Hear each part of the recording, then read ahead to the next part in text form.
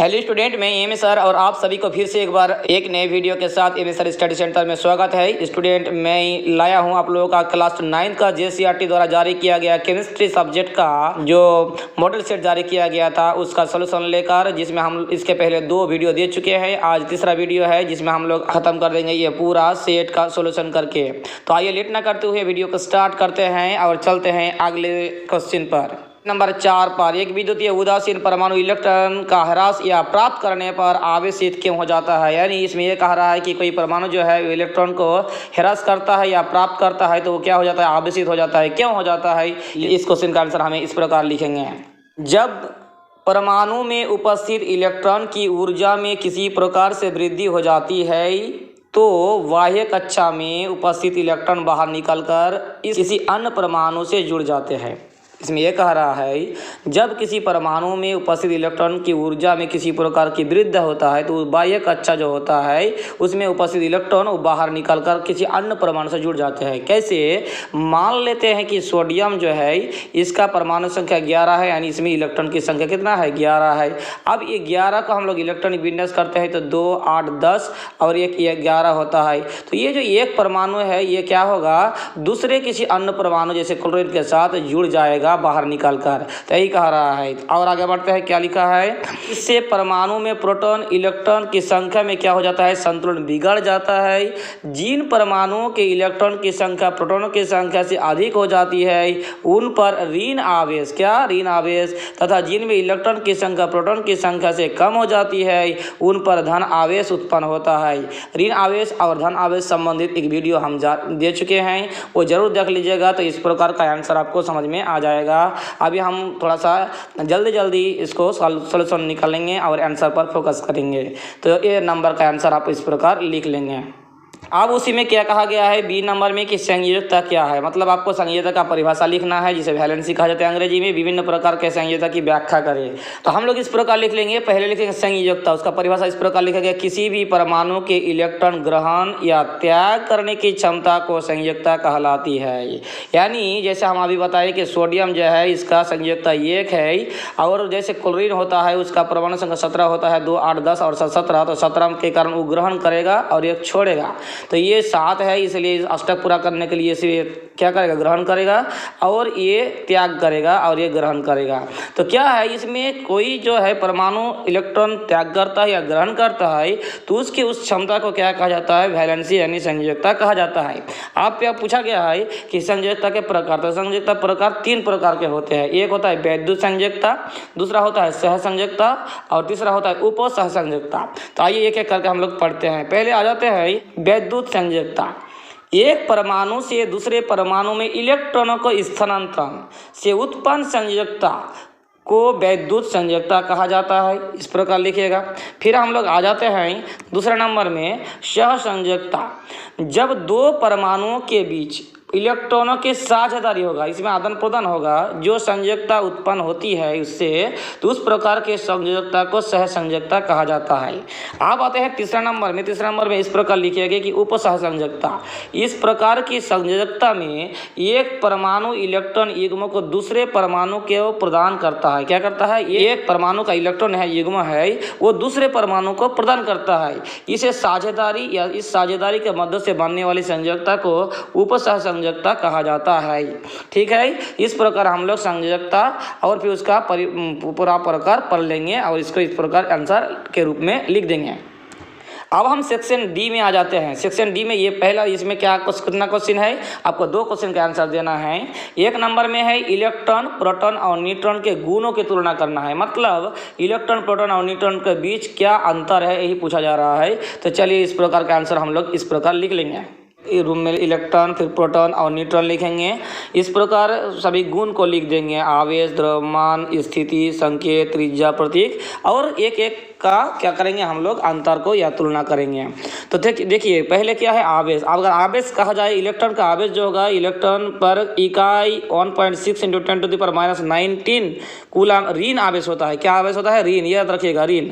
और वही प्रोटॉन में, प्रोटॉन पर इकाई 1.6 × 10⁻⁹ क्या होगा, धन आवेश। बता अंतर क्या हुआ, इसमें ऋण आवेश और इसमें धन आवेश, और न्यूट्रॉन पर कोई आवेश नहीं होता है। तो क्लियर हो गया आवेश के बारे में। अब द्रव्यमान के बारे में आ जाइए। द्रव्यमान में क्या है कि इलेक्ट्रॉन का द्रव्यमान जो होगा हाइड्रोजन के एक परमाणु के द्रव्यमान के 1/840 भाग होता है, जबकि प्रोटॉन पर द्रव्यमान हाइड्रोजन के परमाणु के द्रव्यमान के 1.00735 के बराबर होता है।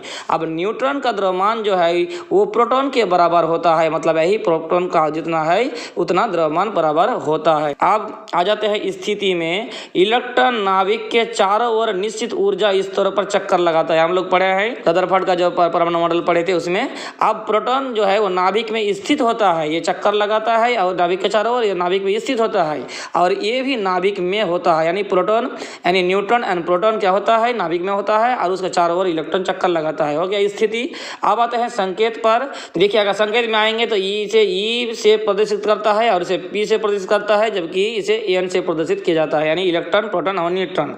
अब आ जाते हैं त्रिज्या में, यानी इसका रेडियस क्या होगा 2.8 × 10⁻13, और प्रोटॉन का होगा 10⁻13, और न्यूट्रॉन का भी सेम होगा प्रोटॉन जैसा 10⁻13। अब प्रतीक क्या है, देखिए इस संकेत होता है ई को इस प्रकार लिखा जाता है -1, क्योंकि ये नेगेटिव होता है, और ये होता है देखिए ये प्रोटियम जो होता है ना वो P, और ये न्यूट्रॉन क्या होता है, उदासीन होता है। तो इस प्रकार हम भी प्रकार का इलेक्ट्रॉन, प्रोटॉन, न्यूट्रॉन का तुलना कर लेंगे। इस प्रकार हम लोग आंसर लिखेंगे। आप इससे घटा या बढ़ा सकते हैं। अब 1 नंबर का ही अथवा है जिसमें यह पूछा गया है कि बोर के परमाणु मॉडल की व्याख्या कीजिए। तो बोर का परमाणु मॉडल हम लोग इस प्रकार लिखेंगे।